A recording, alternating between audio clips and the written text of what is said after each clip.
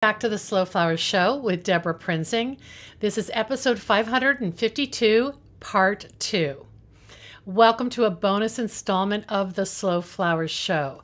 My guest today is singer-songwriter Eva Leach, and I'm honored that she's sharing her new original music with us. Let's jump right in and meet Eva. Okay, hi everybody. This is the bonus installation of this episode for the Slow Flowers Show, and I'm so excited to welcome Eva Leach to the Slow Flowers Show. Hi, Eva. Hi. It's so good to see you again. It's good to see you too. We spent a couple fun, weeks at past flower stock festivals hosted by our friend Holly Chappell, and we've just stayed in touch. So I'm excited to share your story with everyone. I'll just, by way of background, if you've ever attended a flower stock festival at Hope Farm produced by Holly Chappell, you've already been treated to amazing live performances by my guest, Eva Leach, and her talented brother, Nathan. That's how I first met them. And back in 2018, I asked you to be part of the Slow Flowers podcast for a holiday music special. We didn't sing holiday songs, I don't think, did we? I don't think we did. Yeah. It was a wonderful experience with some of your original music, a lot of your vocals, and a few popular covers. And I'll share the link to that episode in our show notes for today at slowflowerspodcast.com, which will be episode 552, I think. So, dropping this Friday, April 1st, Eva's first ever solo EP, Sick Girl, is all about female empowerment, dealing with trauma, and coming out back on top. I love your voice and your talent. Thank you. Eva, your voice is so bluesy and soulful. You're a favorite of the Slow Flowers community and the Chapel Designers community. So let's bring us up to speed. What's going on with this new project? And maybe we'll hear a couple of your songs. Yeah. So the Sick Girl EP, just like as a little background, I just recently graduated from college a year early last spring. And it was a crazy time for me because it was COVID, so half of my college became online. And then right around the start of COVID, I actually I started having non-epileptic partial seizures. And so I would have 2 to 3 seizures a day, every single day for 6 months. And this was during finishing school, COVID, all that. So on top of being an artist, trying to perform and all of that. Trying to have a career, which by the way, during that period of time, my brother and I did release our very first ever album. So it's all a blur, honestly, but I think in a couple years, I'm going to look back and be like, oh my gosh, I did that. Right. Right. So, and on top of like having this unexpected, very serious health condition, it was like COVID was preventing me from getting in to see the doctors that I needed to see. And then it was like EEG testing and like poked, prodded, scanned, everything for months. And still to this day, I'm still being diagnosed. Nobody knows what's causing them. And I've managed it so far just by like weekly injections of B12 shots and eating, sleeping, and exercise. Like the basics. Major self-care. You have to be your own doctor, basically. Yeah, and that's true. That's a whole other tangent I could go on about the whole system. But this album or this EP has 3 songs, and it's about managing that really hard time in my life. I think I've definitely gotten out of a dark patch from it. While also managing, I was in a very serious relationship at the time. And the condition kind of like fed into the destruction of the relationship. And also I was going through a very serious sexual assault case with the police around the same time after the seizures started. So it was a really dark time. Oh, yeah. I mean, the fact that you're talking about it and that you're writing music to kind of, I guess, basically put it into your own power and your own story and not let other people write your narrative for you. I just think that I have to celebrate that. Thank you. And I used to, so unfortunately this is not the first time I've been sexually assaulted, but this was definitely the worst case that I've ever been through, um, involving the police. And so something in me just switched when it happened. Like a week or two after, I went into shock, and then something in me switched, and I was like, no. I was like, no. I was like, I'm never letting anybody else make me feel small ever again. To that point, like, Yeah. and I just turned all of that into this music that I'm releasing, and then I just got back on top, and I've been on like, I just every single day I wake up and I'm like, go. Oh my gosh, that's so inspiring. Just keep going, just keep going, just keep going. Well, And I think this first clip we're going to play is I can't remember which one it is. So can we just play it and then you can tell us? yes, We're going to play Silence and Sick Girl, which is your title track. I think that yes.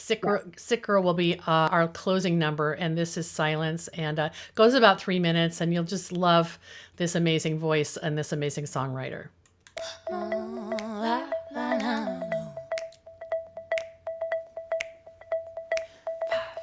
6, 5, 6, 7, 8. When you're gone, to break the silence, silence. I've been waiting on. Sorry for the violence, violence.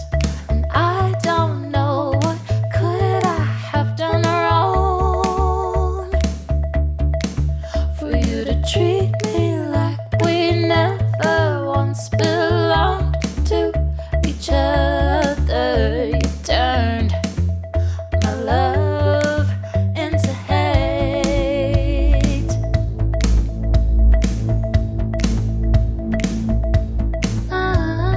How long will I have to try my best to keep my head up when I think of what we had disappeared? You could never sympathize. Every time I'd cry, I'd watch you crumble, then back away in fear. Silence is haunting me. It's hard for me to believe. Silence is killing me. I could never make you see. I was only trying because I was confused. You told me that you loved me, then used it as abuse. And I just kept on screaming, and you just refused to break down that stubborn wall. Swallow pride, stand up tall.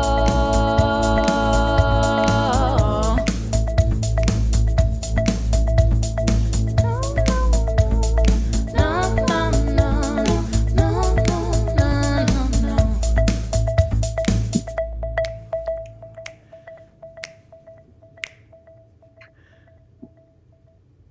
Wow.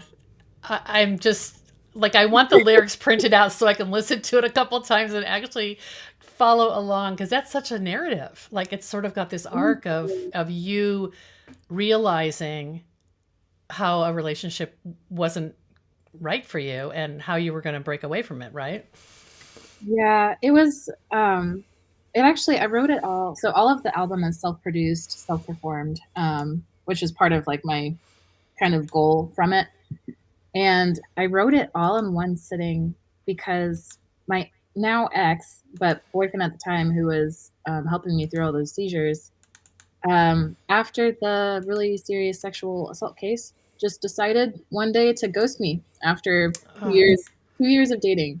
wow. And him being like a key support system through the sexual assault and the illness. and everything. So I haven't heard from him since. And this song was about um, just the kind of frustration and like heartbreak I felt through the silence that I received. And it was like on top of feeling the really dark emotions from sexual assault, it's like this feeling of complete unworthiness. Right. And, you know, so it was kind of like my way of coming back and seeing a different perspective of he is not the strong one, I am. Right. Oh, you flipped the script. Yeah. Wow. And he neither him nor my assaulter could dictate my self-worth. Right. So it was reframing. Yeah. I think. Wow, that's so inspiring. We so need to hear this for you, especially a young woman, to like claim your story in your own words. I mean, I take a lot of strength in just a reminder that all women need to do this, especially because no one's going to do it for us. So Well, you're teaching the elders here, Eva. it's nerve-wracking because like when you stay, and at least for me personally, if I stayed silent and was too afraid to talk about it, they are ultimately winning. Right. Because I am still a victim. So in my own sense, it's like I don't want to be a victim, but I want to comfort other women and give them a voice and like reassurance in the matter that they shouldn't doubt themselves. Right. Right. Right. The other song we're going to hear called Sick Girl, I think I understand that that's how you were also labeled with dealing with these seizures, right? Like you were, there was something wrong with you, but maybe there's more meaning to it than that. Yeah, so Sick Girl, actually it's the first song on my EP. And sorry, I should have played those in the other order. No, you're fine.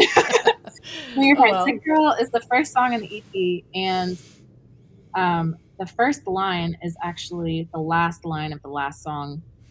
So the first line is like the reason why I made the music, and it's like, I refuse to let you perceive me as the needy girl who lies when she wants attention. And it doesn't say girl in the unclean version, but yeah.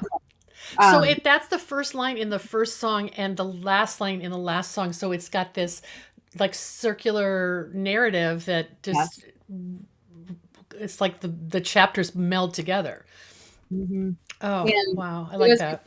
It was because a lot of, like I refuse to let these people who hurt me perceive me as a whiny girl, or like, because I was very mentally ill at the time and crying all the time, spiraling, having PTSD, flashbacks, everything. Of course.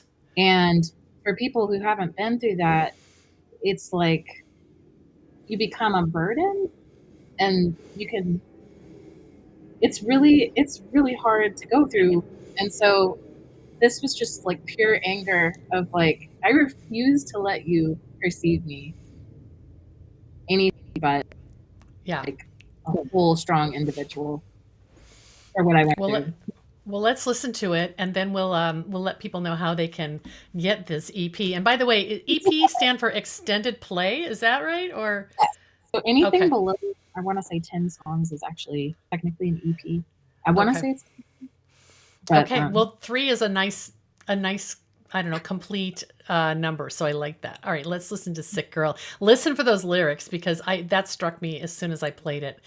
Like, wow, that is an anthem we all need to say. I was just going to say, a lot of the lines are very blunt and to the point, because I feel like I've never heard women blatantly talk about the same ex got me pregnant 2 weeks after he broke up with me. And I had a miscarriage. I was going to keep the baby. But I never hear women talk about that. I never hear them blatantly talk about sexual assault, just the emotions about it. Everything's kind of put in a metaphor, but the purpose behind this song was to be like, this is exactly what happened, and I want to make people who have been through it feel comforted, and then people who haven't really uncomfortable. Right. So that we have some ability to believe women when they speak. Yes. Yeah. Okay. We'll Anyway, listen. I think I got it back to the beginning because we want to hear those lyrics. I refuse to let you perceive me as the needy bitch who cries when she wants attention. The last day that you refused to see me, you ran to your mom and cried. You lost all my respect, and you are never allowed back in. And I will always be the first that you can never win back again.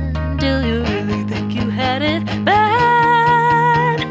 Caring for a sick girl when it was mama who crashed into the floor in seizures. You had no right to get that mad. I could barely keep my head up. Now that I'm better, I'm just fed up that you were yelling at a sick girl.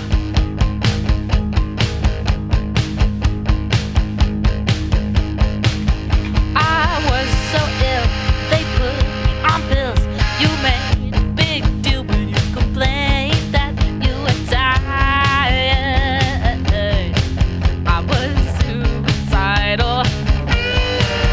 I can't believe I was so naive to think that you'd be a wonderful father when you got me pregnant. And through the pain, I chose to love you.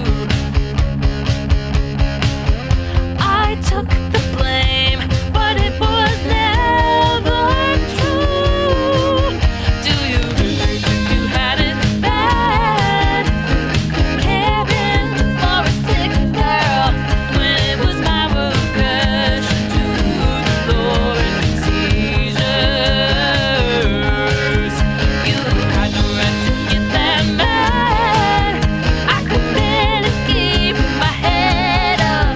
Now that I'm better, I'm just fed up that you were yelling at a sick girl.